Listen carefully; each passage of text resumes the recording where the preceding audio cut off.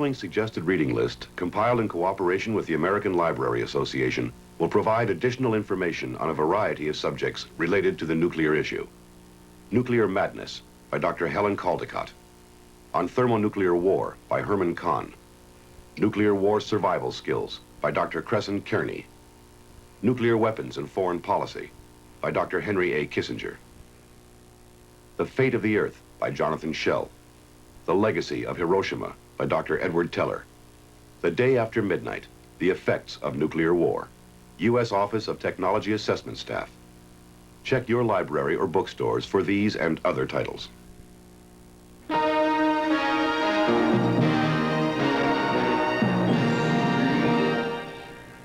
I see by your job application, you've scored 6 million on the video game Munchman. Yeah? And I see you shot down 2 billion aliens from the planet Mongo. Yeah. You are good at computer games. So what do you know about computers? If you're going to spend your time playing video games, why not play them on something that can also teach you about computing? Get a Commodore 64 or VIC-20. It's tough to grow up in a computer age without learning about computers. Mr. Coffee knows how to say good morning. Last night, I just programmed Mr. Coffee to have my coffee ready when I wake up. With this electronic digital command system, Mr. Coffee woke up before I did, and the brewing started automatically. Now that great Mr. Coffee flavor's ready and waiting. Mr. Coffee really knows how to say good morning. Now, Mr. Coffee is also available in analog clock model. Presenting Magnavox and Ralph. Attaboy, Ralph.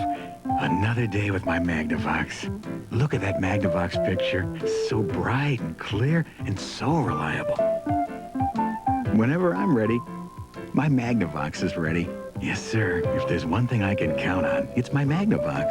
And my dog Ralph here. If you want reliability, get a Magnavox.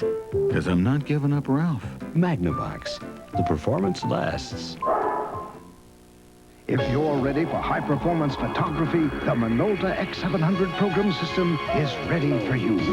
Computerized, motorized, systematized, total capability, from fully programmed where you said nothing, even with flash, to creative manual where you control everything.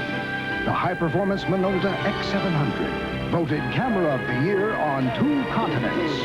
Only from the mind of Minolta. Only one TV anchor in Kansas City is also managing editor, Larry Moore. But that's not good enough. We need both sides. Quality control. That's what our managing editor does. That's better. We'll go with it. Joining us live now from his... Well qualified. Off camera or on, Larry's 12 years covering Missouri and Kansas gives you the edge. Good evening. Here's what's happening. Larry Moore, managing editor, only on Channel 9 News. The one to turn to at 5, 6, and 10.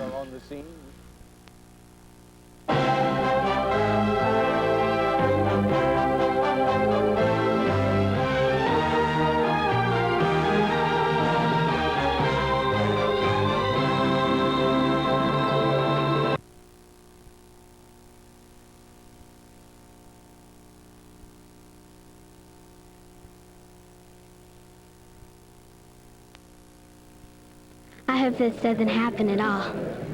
It's devastating. Frightening. I think we should make a copy and send it to Russia and tell them to think it's one of their cities. Scary. Terrifying. Absolutely sobering.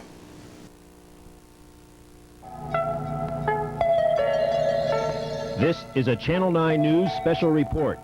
Sunday, Nuclear Sunday. Kansas City reacts.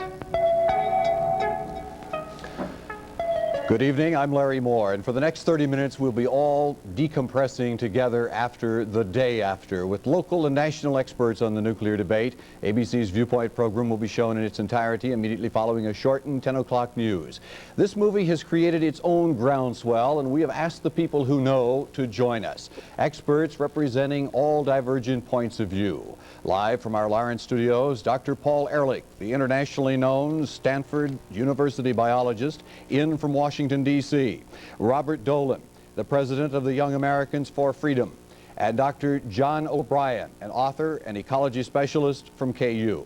And right outside our Lawrence studios, a candlelight peace vigil is gathering. Scott Feldman is on hand there. We'll join him later in our broadcast. In our Kansas City studio, we welcome Patrick Brayany. He is the director of the Federal Emergency Management Agency, FEMA as it is called, in our Kansas City area. And coming in from the nuclear testing labs in Oak Ridge, Tennessee, Karsten Holland. Mr. Holland is a nationally recognized physicist for 15 years. He has conducted nuclear research for the federal government. Coming to us from Massachusetts tonight, Dr. Jennifer Leaning. She is the spokesperson for the Physicians for Social Responsibility. And in from Oklahoma tonight, Dr. Sidney Williams. He represents the Doctors for Disaster Preparedness. And live right now from the Liberty Memorial in Kansas City, a candlelight vigil is gathering there. Gary Gutter is there. We'll talk to him and marchers later in our broadcast. Our studio audience has watched the movie here tonight. People from our area, our city council, students, and people who know the Kansas City scene, including commentator Walt Bodine. We'll hear from some of them a little bit later. We also have tonight a taped message from Joseph Cardinal Bernardine, the Roman Catholic Archbishop of Chicago. He wrote the American Bishop's Nuclear Stance and recently won a National Peace Prize for his efforts. And there is a telephone number you can call to ask a question of our panel. It is 471-2112. We have staffers standing by. Now to the task at hand. First to you, Dr. Ehrlich.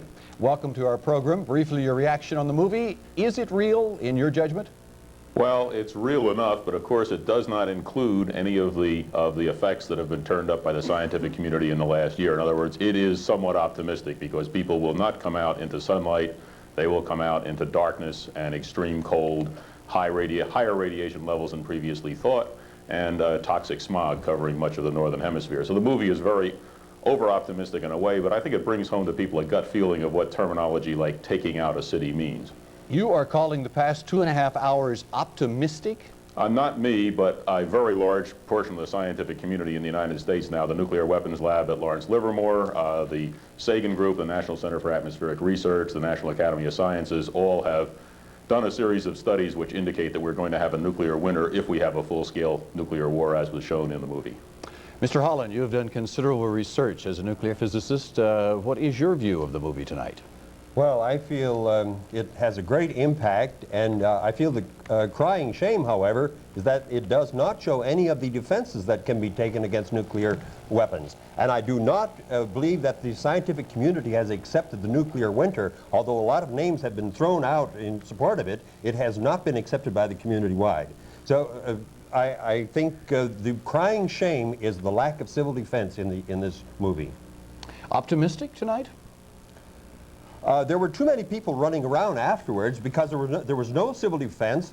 These people should have been dying because of fallout. If they had had shelters, of course, they wouldn't be dying. If there had been a civil defense program with food, shelters, warning systems, water supplies, medical storage, radiological instruments, these people need not have been feeling this disaster or been encountering this disaster as shown in the movie. In other words, destruction would be severe, but more people could have survived. Is that what you're saying? More people could survive, and it points out the needs for an anti-ballistic missile defense system to protect our systems. We have the technology. President Reagan pointed out in March 23rd that we should use this technology to save our cities as well. Dr. Ehrlich, how do you answer that? Well, it's utter nonsense. First of all, the Space Wars program. Oh, well, that's being polite. The Space Wars program is sort of a welfare program for Edward Teller and some of his friends in the aerospace industry. It is the most easily gotten around set of defenses. You think the Russians are a dangerous enemy. They're not just going to sit still if we go for a Space Wars defense. They're going to penetrate it very easily in about a dozen ways. We can beat them at that game.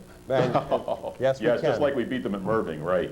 Could more people have survived tonight, Dr. Ehrlich? No, and fewer people would survive because all you need is 100 megatons spread over cities out of the 10,000 in our present arsenals to bring on the nuclear winter, which is now, by the way, the most thoroughly reviewed scientific finding in climatology as far as I know ever. The primary basic documents are not allowed to be reviewed. It's going to be published in Science December 9th. You haven't even revealed your basic assumptions for this study. It will be published in Science magazine next month, December 9th. It has been reviewed by several large meetings of scientists. Yes, and there are a number of scientists who feel that you're not showing your basic premises. The whole thing will be out completely. Okay. Mr. Holland, is your concern that it is not a